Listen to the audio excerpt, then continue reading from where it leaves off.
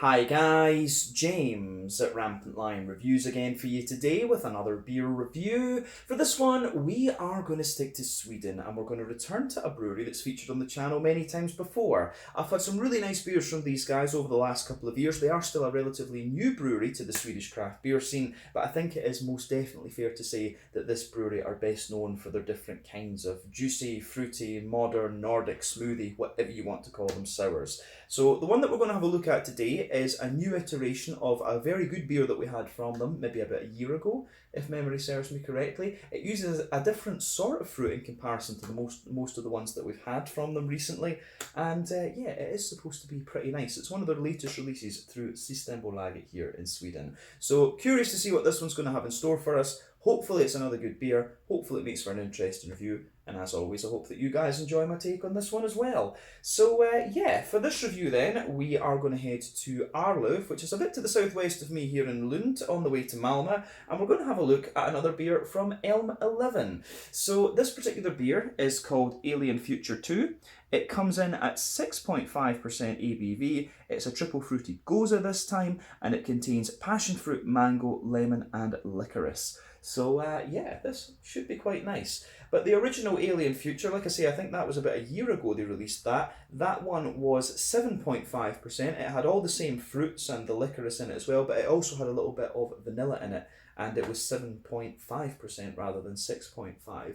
So yeah, this one should be quite interesting. I can't remember Alien Future all that much, but I remember it was very nice, and I do like the yellow fruited sours that Elmeleven do. I wish they would do more of them. We've only had 2 or 3 so far actually out of all the Elmeleven beers we've had, but you know, these beers always tend to be pretty good, so try some of this brewery's beers. They're pretty damn solid in my opinion. But yeah, let's crack on with this one then and see what we have. It's always nice to return it to Elmeleven. So as always with my reviews, I'll tell you a little bit about the brewery before we taste the beer. If you want to see more reviews, do please consider subscribing to the channel. You can find all the normal links in the video description below. That's the brewery website, the link to my other reviews that I've done from Elmeleven before, and we will no doubt add more to that list in the near future. And as always, you can check out the playlist of beers from different countries, and you will find this one in the Swedish playlist. So yeah, let's have a little look at the brewery notes then to tell you a little bit about Elmeleven. So Elmeleven, as I've told you before, find their roots in Malmö, but they are now based in Arlöv, a little bit to the northeast of Malmö,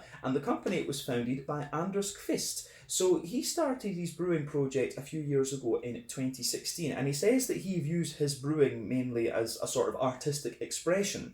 But his interest in beer started when his friend bought him what he calls a non-industrial lager, and he was just blown away, you know, this is what beer could be. But soon after this, his girlfriend bought him a cheap brewing kit where he basically added the water, and he felt that it must be possible to do it in such a better way, and it was this that pushed him into full-on home brewing. So he took part in various competitions, and then he joined the Minus Ett brewing collective, which is in the basement of our pub at Bishop's Arms Gustav Adolfs Torg in Malmö. Some very, very good brewers there actually, and it was there in Bishop's Arms that he sold his first commercial beers. But production was very, very small over the first few years, only a couple of thousand litres, and a while later he started brewing in the Nerd, Chad and Lilla Ölfabriken brewery in Rosengård, and he had several Systembolaget releases that started back in 2020. But they were brewing some IPAs, although their focus has in more recent times become the sour beers, and he says that he wants to try a few other things with the brewery in the future. But in 2021, in March of 2021, a new collective called Molecule was announced, and this includes Elmeleven, Nerd Brewing and Chad Beer, and they've got their new brewery in Arlöv, which is starting off with a 1500 litre brew kit. But the name Elmeleven that Anders uses for these beers comes from where he lived, which was Almbacksgatan 11. But Alm in English is elm, the type of tree, and this is just something that stuck with him from his days as a home brewer. But as of September 2022, when we're filming this review for you, there have been about 70 beers produced under the Elmeleven label, and we should point out actually that the company name, I guess, is Molecule, and this is, this contains Nerd Brewing, Elmeleven and Chad Beer. So it's one brewery with 3 different brands. Anders is the main brewer, so he's brewing beer for all 3 of these brands in fact. And yeah, Nerd Brewing are sticking with the Imperial Stouts, and every so often you get a barley wine and stuff like that from them. The Elmeleven, of course, are doing all the different kinds of sours, and then Chad Beer are basically doing IPAs and different lagers and stuff like this. But yeah, that is all I can really tell you about Elmeleven and the Molecule Collective for the moment. If you want to learn more, you can, of course, check out the brewery website. You can follow them on Facebook and Instagram and all that kind of thing, and you can check out the other reviews that I've done for them previously. But yeah, let's get on and actually have a little look at this beer itself. So, like I said to you at the start of the video, this one is 6.5% triple fruited Gose with passion fruit, mango, lemon and licorice. It's a 440ml can, and I believe this beer cost me in the region of 50 Swedish kroner. So that is about €5, £4.50 sterling, maybe in the region of $5.50 American. Gold can in this one, of course, but yeah, I don't think we need to say anything else about that. We can get this guy out and have a look at it. I'm very curious about this one. As I say, it's been a long time since we've had a yellow fruited sour from Elmeleven, and I do hope they are going to do more over the next wee while.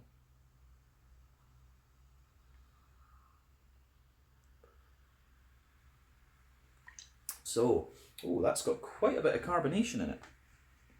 Interesting. So, before the head disappears then, you can see it poured with about a half finger of a frothy, I would say kind of cream, but, you know, orangey tinted head. And yeah, it looks absolutely great, this one. This looks very, very nice. So, you can see with this one, it is pretty much like a kind of mango juice colour, which is to be expected. So what is it in this one again? It's mango, passion fruit and lemon. So the colour of this one absolutely makes sense. Remember, the colour of your beer depends on 1, the type of malts that you use. That goes a long way to determining your EBC rating. 2, length of your wort boil is also going to play a role. The longer you boil the wort, the more the sugar's caramelised, thus you get a darker colour of beer. Any barrel aging that you do or any adjuvants that you put in can affect the colour of the beer as well, and in the case of these kind of modern sour beers, that's always going to be the case. So a lot of the colour you're getting in this one comes from the passion fruit and the mango that's in this one. So that's where you're getting this lovely bright kind of tropical fruit juice colour from. There are 1 or 2 big bubbles sticking toward the side of the glass, a few little ones going up toward the bottom of the head there, but overall it does look pretty nice. So the thing, as we say, to point out about this one is that it is a Gose. A Gose is a style, of course, that originates in Germany, and what they used to do with these beers was they basically put them in bottles and let them mature in the cellar. They would foam up, and they also contained a little bit of salt, so I'm not sure if this one will contain a little bit of salt, but it does say on the side that this one contains both wheat and oats. So that's the main reason why you're getting a lot of kind of creaminess and things out of this one. I think back in the day, the old Goses would not have contained oats. It would be wheat that they would contain. But yeah, appearance-wise, this one looks pretty nice. I mean, it looks as you would expect from one of these modern Nordic smoothie, whatever we're going to call them, sour beers. This is very, very nice, actually. So yeah, let's have a wee look at the aroma and see what we get from this one. I don't think we need to say anything else about the appearance of this beer. Oh yeah, that smells absolutely lovely. As I've always said to you, when it comes to these kind of modern, big, juicy, fruity sour beers, they're often very, very straightforward in terms of their aromas and their flavour profiles, but if they're done nicely, they're just beautiful to drink. You know, you're not going to get the same complexity out of these ones that you're going to get out of some of the more kind of funky, woody, old school Belgian sours, or the more modern like Cadel Brado from Italy and things like that. That's not how these beers roll, to be fair. Yeah, this one, I think this one is smelling very, very nice. Yeah. So yeah, it's just beautiful beers. I love the aromas you get off these Elmelevens, and you know, the duck ponds and stuff like that are out there these days as well. There's some really, really beautiful sour beer breweries here in Sweden. Elmeleven, Duck Pond, Morgendagens, Fermenterarna. Yeah, all of these guys are doing some great, great modern sour beers. But yeah, as I say, this one is pretty straight shooting in where it's going for, but it smells absolutely lovely. So yeah, where do we start with this one then? Where do we start? So, the backbone of the beer, you do get like a little tiny touch of a kind of bread crusty, white bready sort of thing out of it, absolutely. There's a little bit of that going on. Yeah, it smells pretty awesome. But on top of that, of course, it really becomes. You can smell the wheat, the smoothness of the wheat in there, and the big creamy oats. There is a little impression of vanilla in there. This one doesn't contain vanilla, as we said earlier. The original Alien Future did, but you do get this big. For me, you get this big yogurty sort of thing. It really reminds me of like Petit Filou or Muller Corner, or something like this. It really reminds me of a big kind of vanilla yogurt in the base. You are getting little hints of the licorice in this one, but to be honest, I think the licorice really is quite a subtle aroma. Yeah, the licorice that you're getting in here is really is very, very subtle. I mean, you can pick it up, and this is one of the things the Swedes and the Nordic countries, generally speaking, love licorice, and yeah, I think this is very, very nice actually. Yeah. So the backbone, as we said, there's a little bit of bread and bread crust in the base there, but there's a lot of kind of just big, smooth wheat, creamy oats in there. You get this impression of vanilla, so you've got that kind of vanilla yogurty, Muller Corner type thing coming out of this. This one really reminds me of the Munch Bunch yogurts my mum used to put in my lunchbox when I was a wee boy, definitely. But yeah, the licorice is just a kind of subtle thing mixing in with all of that. So yeah, I quite like how that goes together in this one. Yeah, on top of that, there isn't so much in the way of hoppy character. Anders tends not to use hops in his sour beers. I don't know if there's been any exceptions to that, but for the most part, he doesn't. But I still think you get a little bit of a kind of green placebo out of this one. I mean, for me, there's a little touch of a floral, kind of grassy note to it. But yeah, as I say, there's no hops in this beer, so that's the placebo. I mean, what often happens is when you put hops into a sour beer, it will suppress a little bit of the sour characteristic of it, and that's why a number of brewers don't do it. But some do, to give the beer a little bit more kind of complexity and things. I know Vault City back in Scotland do it. But yeah, aroma-wise, this one is, very, very nice. So, the fruity side of things is quite interesting. So the more that you smell of this beer, the more you're going to get the lemon. So you can smell the lemon kind of giving the beer a little bit of a base, if that makes sense. So the lemon's in there, but it's really all about the kind of smoothness and juiciness of the passion fruit and the mango. The passion fruit has a wee bit more pungency to it, but the mango is really smoothing everything out. And as I say, you've just got the lemon sitting in the background there, giving the beer that little touch of sharpness actually. So yeah, the way that this beer goes together is very, very nice in that sense. Yeah, I do like this. I do like how this goes together for sure. Yeah, aroma wise, it's absolutely lovely. This one, you are getting a few other little hints of fruit in there, like apricot and things like that. But yeah, it's a very, very straight shooting beer, this one, in terms of its aroma profile. I really like how this smells. So as I always say, take a wee bit of time to enjoy the aroma of the beer before you get stuck into it. But I think it is about time for us to have a taste of this one then. So yeah, this should be good. So this is Alien Future number 2, 6.5% triple fruited Gose with passion fruit, mango, lemon and licorice from Elmeleven, part of the Molecule Collective Brewery in Arlöv here in Skåne in the south of Sweden. Let's get stuck in. Slange, skål, cheers.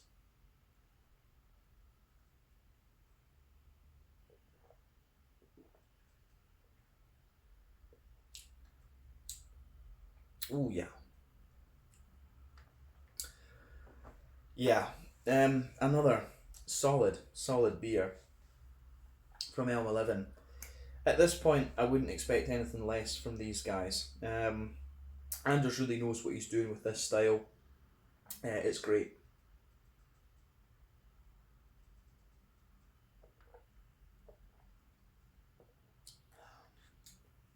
Yeah, this is absolutely... yeah, this is awesome. As I say, I'm curious with these because I've always said that I really enjoy the more yellow fruited sours.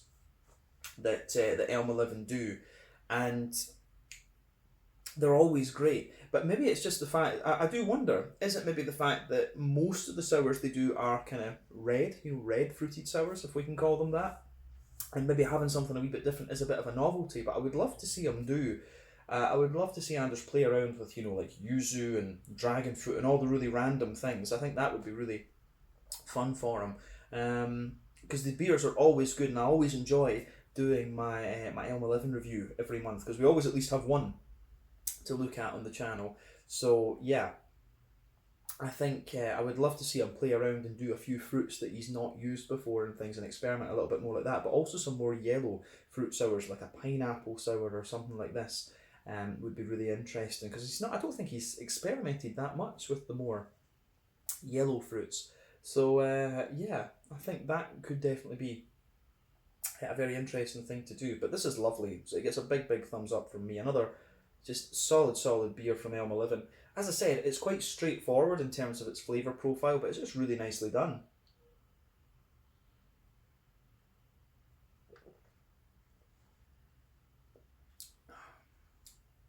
So, yeah, we'll start with this one as we always do. So in the middle third of the palate then, you can feel there is a little touch of a kind of bread crusty base to the beer, but on top of that, there is a little bit of a kind of fluffy white bread, but then you can feel the wheat really thickening out the whole beer, and then there's a lovely layer of thick oaty character just sitting on top of that.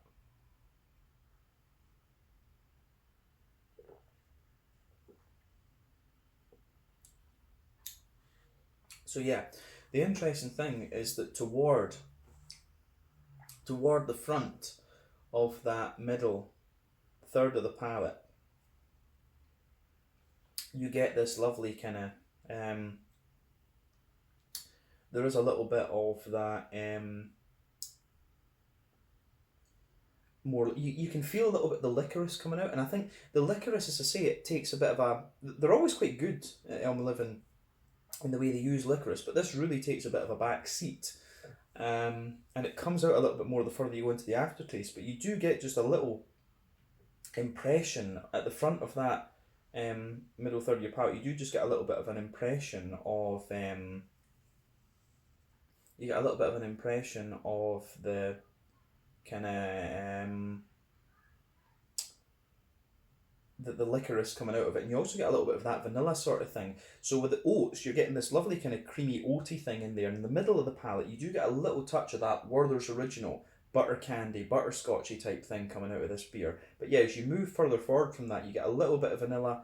You get a little bit of vanilla, and you also get a little bit of the kind of licorice coming out of this one. So yeah.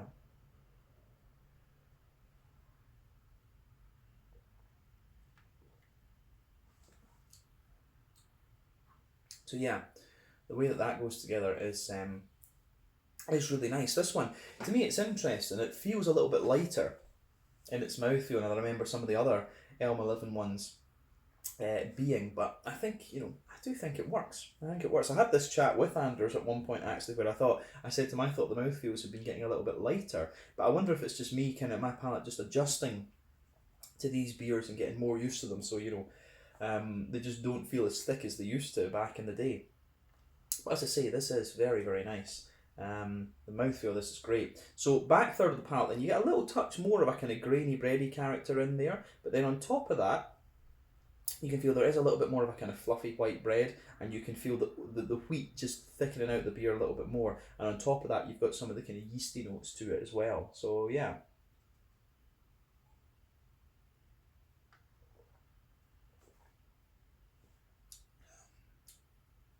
But yeah, the way that this beer goes about its business from the malty and the yeasty side of things, I think, is very, very nice. And it gets sweeter, I think, the further you go into the aftertaste. You get more of the licorice and more of that kind of butter candy, butterscotchy sort of thing. But yeah, back third of the palate, the flavour is definitely taller. Then as you come further forward, it just condenses down a little bit more. So yeah, that is very nice. On the kind of hoppy side of things, the green component, yeah, back corners of the palate, I think there's a little teeny earthy placebo there, maybe a little bit herbal, but as you come further forward, it does definitely have a little bit of floral and a little bit of a kind of bright grassy sort of note to it. So yeah, I think that is very, very nice. But yeah, as I say, there's no hops in this, so it's not coming from the hops. It is a little bit of a placebo thing, that. But let's focus on the fruity side of the beer then. So front third of the palate, border region between front third and middle third of your palate, it goes up. It comes up a little bit, and you get a little bit of that thicker kind of bready oaty sort of thing in the base of that front third of your palate. As I say, it's very smooth and very kind of oaty and stuff for sure. But at the back of that, there's a little bit of a passion fruity sort of thing. So you get a little bit of pungency from the passion fruit, but underneath that you can taste the smooth sort of mango, that big smooth mango sort of thing. And of course there are little bits of, like papaya or apricot. You get little other flavours coming out of this one, but of course it's the mango and the passion fruit that are dominating this. But as you move into the front half of that front third of your palate, you're getting a lot more of the lemon. You can really feel a little bit of the sharpness and zestiness of the lemon coming out of this beer, which is also interesting.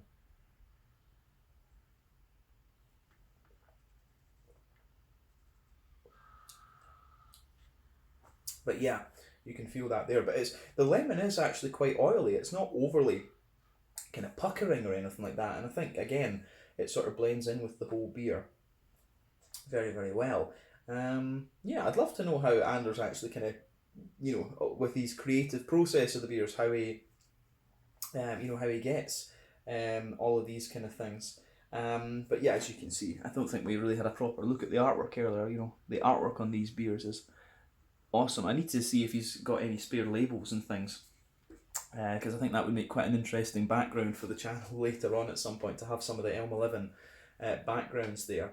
But yeah, the big lemony sweetness that you get out of this one, the lemony oily character is really interesting too, and that's another thing that makes this beer a little bit more unusual. But as I say, it's a lovely, lovely beer, this, once again, from Elmeleven. I always enjoy these, and this one certainly hasn't disappointed at all. Yeah, I think we can round off with a wee look at the mouthfeel with this one then.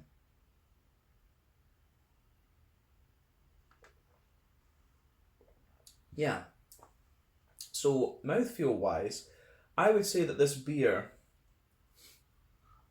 it's kind of top end to mid bodied for me. The carbonation is really smooth, and it has that sort of silky, creamy sort of mouthfeel to it, which I really like. IBU wise, I think technically speaking this is a 0 IBU beer, but you will get a little impression of maybe like 5 IBUs or 10 or something like that. But there is quite a wee bit of sort of zesty dryness on the edge of the palate, which is kind of interesting. That'll be from the lemon.